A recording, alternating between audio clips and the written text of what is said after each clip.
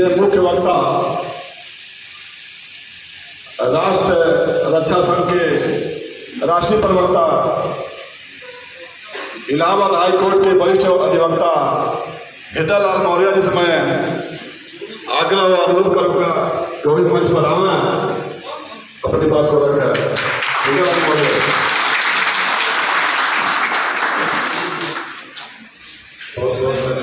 संचालक महोदय, मैं बड़ा लंबा चौड़ा भाषण लेके आया था कि अपनी बातें रखूंगा, लेकिन क्योंकि समय अभाव है। आप नहीं आप रखिए सर, आप रखिए। आप ही को सुनने के लिए यहाँ लोग आए हैं और आपको रखना होगा। एक भी सेंटेंस और एक भी शब्द छोड़ेंगे नहीं सर। चलिए, चूंकि कुर्सियां खाली हो रही है तो मुझे डर पड़ता है कोई नहीं खाली होने कहा कि लोग सुनेंगे नहीं, तो मैं अपनी बात प्रारंभ करना चाह रहा हूँ। मंच पे मंचासीन सभी सम्मानित जन, हमारे बाएं साइड पे बैठी हमारी बहनें और इस प्रांगण में उपस्थित सभी साथी जो यहाँ राष्ट्र रक्षा संघ के आह्वान पर आए हुए हैं, उनमें आधे लोग सोशल मीडिया के माध्यम से मुझे जानते हैं, आधे लोग अब जान जाएंगे। पहला चेहरा मुझे सुरेंद्र भाई का याद आ रहा था, 85 की बात कर रहे थे। सुरेंद्र भाई का कभी आप मुझे सुने होंगे तो मेरा उच्चारण होता है जय भीम नमो बुद्धाय से, लेकिन आज वो अवसर नहीं है। मंगल गीत विवाहों में गाया जाता है, कभी दूसरे अवसर पे नहीं गाया जाता, तो आज अवसर कुछ और है, इसलिए मैं उस 85 की बात पे नहीं आऊँगा।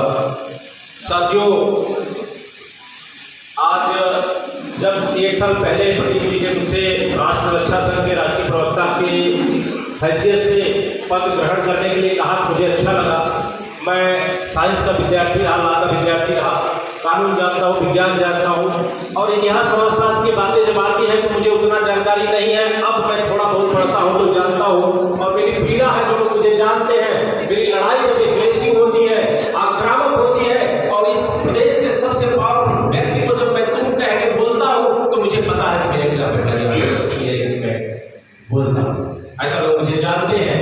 मुझे पीड़ा होती है जब मेरे समाज के साथ अन्याय होता है। और आज महान इतिहास में दो चीजों का वर्णन है साथियों। इतिहास जो मैं पढ़ा हूँ थोड़ा बहुत, इतिहास में इतिहासकारों ने, ऐसे आप खुद को कहानी कहने कोई मतलब नहीं है, आप खुद को कहते हैं उससे कोई मतलब नहीं है। इतिहासकारों ने भारतवर्ष के इतिहास में दो लोगों को महान कहा है, अशोक महान, अकबर महान। बाकी तीसरे को किसी ने महान नहीं कहा है। कोई लेखक लिखते तो अच्छी चीज है, कोई उसका कारण है। साथियों, मुद्दे पे आता हूँ जन्म के बारे में। सुरेंद्र भाई वगैरह तमाम लोगों ने भी अपनी बातें रखी, अशोक की जीवनी पे, महान अशोक की जीवनी पे अपनी बातें रखी। मैं उनकी विचारधाराओं पे आता हूँ। आज हम कहाँ थे, आज हम कहाँ हैं, ये जानने के लिए, और अगर आने वाली पीढ़ियां ये नहीं जानेगी तो वो नहीं समझ पाएगी कि उनके ऊर्जा कहाँ से मिलेगा। आज जो भारतवर्ष का सबसे बड़ा शासक है उसको नीच द्वैत दर्जे का और सब्जी विक्रेता कहा जाता है, तो कष्ट होता है मुझे। साथियों, बहुत सारे हमारे साथी, हमारे स्वजाति बंधु भी जो मनुवाद के प्रभाव में है, वो कहते हैं कि अशोक महान ने बौद्ध धर्म स्वीकार न किया होगा तो आज हमारे ये दशा न होती, हमारे देश की ये दशा न होती। टेक्निकल क्वेश्चन कर रहा हूँ साथी, किस वंश में, मुगल वंश के, जो मेरी जानकारी है कि मुगल वंश के साथ 7 वंश तक शासन किया था। हमारे पूर्वजों ने 10 वंश तक शासन किया, और उसमें भी बौद्ध धर्म स्वीकार करने के बाद भी 8 वंश तक शासन किया।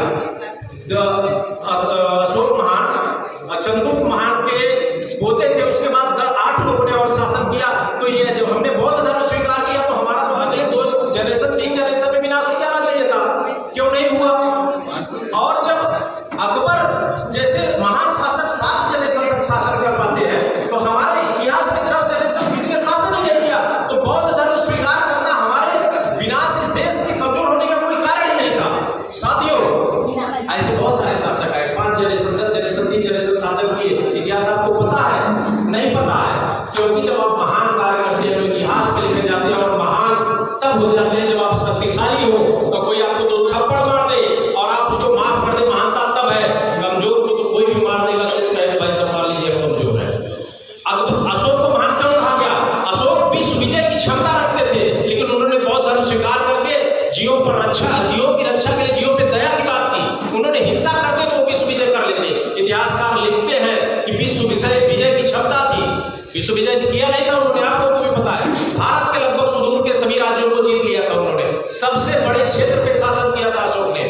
और मेरी एक और पीड़ा होती है कि हमारे समाज के लोगों को इस बात की जानकारी नहीं है, वो स्वयं को भी द्वितीय दर्जे का कहते हैं और शब्दों में एक शब्द प्रयोग करते हैं, नीची जात या ऊंची जात। मैं वैसे जातिवादी व्यवस्था में विश्वास नहीं करता साथियों, लेकिन जब मुझे कोई कहता है कि तुम सब्जी बेचने वाले हो, तब मुझे जवाब देना पड़ता है कि मेरी जात सबसे ऊपर है। ये काउंटर अटैक होता है। मैं मानता नहीं हूँ कोई जात सबसे ऊपर है, मैं सभी जातियों को समान मानता हूँ। एक छोटी सी घटना बताऊँ, मैं इलाहाबाद हाईकोर्ट में था, जो लोग वहाँ गए होंगे देखे होंगे, नया फ्लाईओवर बन गया, नीचे हमारे सवर्ण समाज के साथी थे, दोस्त यही थे, मजाक में कहा कि कोई नहीं, यहाँ कहाँ बैठे हैं। हमने धीरे से इशारा किया, वहाँ पे एक पिलर था, हमने इशारा किया, भाई साहब इधर देखिए, ये बगल में। कहा हमने क्या है? तो बोले कि राष्ट्र चिन्ह है, हाईकोर्ट पे लगा हुआ है। हमने कहा ये किसका है? तो चुप हो गए। हमने कहा ये हमारे पूर्वज अशोक महान का है। और मेरी लाइन में ये पीड़ा अक्सर सुनते होते जो निकलती है, जब मैं सीधा बोलता हूँ और सत्ता को चैलेंज करता हूँ या मनवादियों को चैलेंज करता हूँ, तो मेरी भाषा यही होती है कि संसद के शिखर पर, इस देश की सबसे बड़ी पंचायत के शिखर पर हमारा राष्ट्र चिन्ह है। देश के सर्वोच्च न्यायालय पर, उच्चतम सुप्रीम कोर्ट की बात कर रहा हूं, किसी कचहरी हाई कोर्ट की बात नहीं कर रहा हूं, उस पे हमारा चिन्ह है। इस देश का राष्ट्रपति हमारे पूर्वजों के चिन्ह को नमन करता है। इस देश का प्रधानमंत्री हमारे पूर्वजों के राष्ट्र चिन्ह को नमन करता है। इस देश के झंडे में हमारा चक्र है। इस देश का राष्ट्र चिन्ह हमारा है। फिर हम किसी को छोटे कैसे हो गए, ये इन मनोवादियों को जानना चाहिए। आप हमें ऐसे कहते थे छोटे हैं, हमें भी पता है कि पीठ में हमारे तलवार घोंपी गई थी। पुष्पमित्र शुंग नाम था उसका, जो हमारा सेनापति था। जात भी जानता हूं। आज वो कहते हैं कि एक घूंट में समंदर पी जाएंगे। एक घूंट में समंदर पी करके हमें द्वितीय दर्जे का बताने वाले साइंस ग्रेजुएट हुए, इतनी तो मैं जानता हूं कि समंदर तुम नहीं पी सकते। और इतिहास की बात मैं दोहराना चाहूंगा साथियों, छोटे मोटे नोट्स भी बना रखे हैं। मेरा ये पीड़ा है कि खासकर हमारे समाज के लोग जब ये कहते हैं कि बौद्ध धर्म स्वीकार करने के कारण हमारा वंश का विनाश हुआ, तो जान लीजिए, आप इसी झील से निकाल दीजिए कि बौद्ध धर्म स्वीकार करने के कारण ही आज आप बचे हैं। आज जब जापान, चाइना जैसे 50 से ऊपर देश इस धर्म को मानते हैं, और जापान के लोगों से बताइए कि मैं शाक्यवंशी हूँ, तो जापान के लोग मौर्य वंश का इतिहास जानते हैं। एक बार हमारे साथी बता रहे थे, एक जापानी आया था, जो उसे बताया कि मैं शाक्य हूँ, मैं बुद्ध का वंशज हूँ। तब उस व्यक्ति ने उस महिला का पैर छुआ, उस बच्ची का, कि आप बुद्ध के वंशज हैं। आप बताइए, पूरा जापानी से ज्यादा कोई यूरोप एजुकेटेड है क्या? वो सब इन लोगों ने हमारा नाश कर दिया। आप लोग इतिहास पढ़े होंगे तो पता है किस तरीके से मौर्यों को, बौद्धिस्टों को मारा गया था। पुष्पमित्र शुंग के राजा बनने के बाद सरयू नदी का नाम भी आप जानते हैं। बौद्धिस्टों को के सर को इतना वहां फेंका गया कि वो पूरी नदी भर गई थी, और उस पर पैसे दिए जा रहे थे बौद्धिस्टों को मारने के लिए। आज वो नदी सरयू नदी, और जो साकेत था उसका नाम बदल करके अयोध्या कर दिया गया। मैं पूछना चाहता हूँ, क्यों भाई बड़ा नाम बदलने वाले माननी जी, इसी शहर के रहने वाले हैं आप, नाम बदल दीजिए, उसका पुराना नाम साकेत है, कर लीजिए, क्यों नहीं करते हैं आप? बात गंभीर है साथियों, पीड़ा है मेरी। और आप लोग जानते हैं सोशल मीडिया के माध्यम से कि सरकार में भी इतनी क्षमता नहीं हुई मुझे गिरफ्तार करे। 5 साल से यही भाषा बोलता हूँ और यही चैलेंज करता हूँ सत्ता के शिखर को। और जब मैं उतरता हूँ इलाहाबाद हाईकोर्ट में, तो 500 से 700 अधिवक्ता सड़क उतरते हैं। न एसपी की हैसियत होती है और न डीएम की हैसियत होती है कि हृदयलाल मौर्य को रोक सकते। आपके शहर में बैठ करके बोल रहा हूँ, दर्द है कि RRS एक ऐसा संगठन लगता है, एक संगठन बना था 1985 में।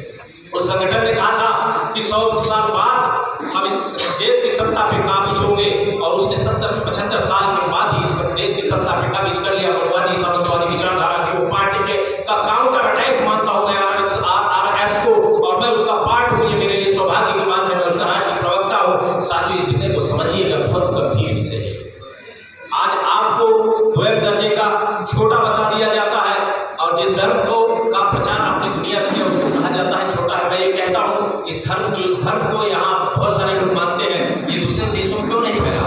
जिस फूल की खुशबू बहुत अच्छी होती है, वो महकता है, बहुत दूर तक महकता है। और ये महका 50 देशों में महका बौद्ध धर्म का विस्तार हो गया। आपने हमारा नाश कर दिया, हमारे देश में हमारे बौद्ध धर्म का विनाश कर दिया, लेकिन वो तो फैल चुका है। हम लाए, वापस लाए। आज युवा देख रहा है, आज युवा जान रहा है किस तरीके से फिर से आज से आपको बताओ 30 साल पहले 40 साल पहले जब माननीय स्वामी प्रसाद मौर्य जी राजनीति में नहीं आए थे तो पश्चिम उत्तर प्रदेश में किसी से पूछे मौर्य तो कहते थे कौन जा रही है, किसी को मौर्य के बारे में नहीं पता था। स्वामी जी के आने के बाद माननीय केशव जी माननीय बाबू सिंह के आने के बाद मौर्य समाज के बारे में जाना गया। इतिहास लिखित है लेकिन इतिहास कोई पढ़ता नहीं है। अब युवा बताएंगे और युवाओं ने जब ये लिखना शुरू किया, आज विभिन्न जाति धर्म के लोगों ने भी अशोक जयंती मनाने की बात की। मुझे बेहतर और साथियों एक आखिरी बात कहकर मैं समाप्त करना चाहूंगा कि जो राजनीतिक पार्टियां हैं, पूर्ववर्ती सरकारें, मैं भी पार्टी से जुड़ा हूँ, पूर्ववर्ती पार्टियां, उससे पूर्ववर्ती पार्टियां, वर्तमान पार्टियां इस देश के राष्ट्र चिन्ह को देने वाले अशोक महान और चंद्रगुप्त मौर्य के जन्म दिवस को नहीं मनाती। क्यों भाई? समस्या क्या है? क्योंकि उनके डीएनए में ये डर है कि अखंड भारत के निर्माता अगर एक हो गए तो कहीं फिर सत्ता विहीन न कर दे हमको। ये बड़ा होती है। किसी महापुरुष ने कहा था जो अपना इतिहास नहीं जानते वो इतिहास नहीं बनाते साथियों। इसलिए अपना इतिहास जानिए, डरिए मत, कानून के दायरे में अपने प्रदत्त शक्तियों का प्रयोग कीजिए। कोई व्यक्ति आपका कुछ नहीं कर सकता, आपको डरा नहीं सकता। आप संविधान के दायरे में बात करिए, जरूरत पड़े प्रोटेस्ट करिए, हिंसात्मक नहीं शांतिपूर्वक करिए। कौन रोक लेगा आपको? संगठन बनाइए, संगठन का निर्माण करिए। और राजनीतिक पार्टियों से मेरा फिर प्रश्न है, आप बताइए पार्टी ए, पार्टी बी, पार्टी सी, पार्टी डी इस देश को राष्ट्र चिन्ह देने वाले महान वंश का के पूर्वजों पे आपने आज तक छुट्टी का प्रोग्राम नहीं किया, कोई छुट्टी घोषित नहीं की। आज कोई राजा फलाने 300 किलोमीटर के, राजा ढिमाके 500 किलोमीटर के, काल्पनिक राजा ढिमाके 300 किलोमीटर के, उनके जन्म दिवस पर ये छुट्टियां दे दी जाती है। आप सोचिए, आपका विरोध किस स्तर पे है? ये जो राजनीतिक पार्टी सत्ता में रही है या बैठी है वो क्या करना चाहती है और क्या करना चाहेगी? इसलिए आप सभी से एक आखिरी अनुरोध के साथ मैं 1 मिनट अपनी प्रोफेशनल बात करूंगा कि आप अपना इतिहास पढ़िए, मौर्य वंश के इतिहास को पढ़िए, संविधान को पढ़िए, बाबा साहब को उतना ही सम्मान दीजिए जितना आप महात्मा बुद्ध को देते हैं। बाबा साहब को बताऊंगा जितना महात्मा बुद्ध को समय देते हैं, सम्मान देते हैं, जितना चंद्रगुप्त मौर्य अशोक महान को देते हैं, उतना ही बाबा साहब को सम्मान दिए। उन्होंने तब सम्मान दिलवाया था, आजादी के बाद बाबा साहब ने सम्मान दिलाया है। उसके अलावा कुछ मुस्कुराते हैं और स्वार्थ की बातें करते हैं।